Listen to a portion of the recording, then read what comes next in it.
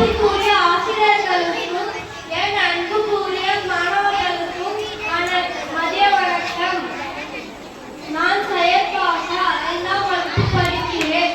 நான் இன்றைக்கு எடுத்துக்கொண்ட தலைப்பு வீரபாண்டிய கட்டபொம்மன்.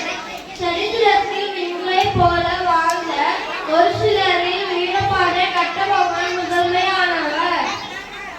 நாடோடியாக வந்த ஆங்கிலேயர்களுக்கு கடைசி மூச்சு வரை வழி தரமாட்டேன் என தூக்கு கயிறுக்கு முத்தமிட்டு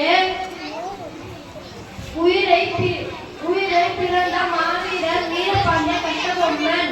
தியாக வீரபாண்டியன் 656க்கு 3/7/1760 தூத்துக்குடி மாவட்டத்தில் உள்ள பந்தலாங்குறிச்சியில் பிறந்தார். 1792ஆம் ஆண்டு முதல் வரி வசூல் செய்ய தரங்கத்தி மாஸ்டர் என்பவரை ஆங்கில அரசு நியமித்தது. ஜாக்சன் துறை கட்டபொம்மனிடம் வரி வசூலிக்க வந்தான்.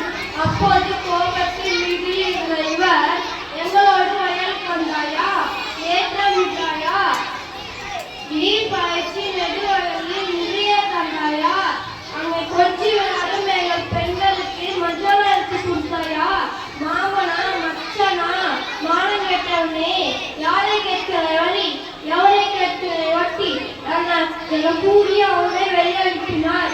1799ஆம் ஆண்டு 19 அக்டோபர் கயத்தரில் தூக்கிடப்பட்டார்.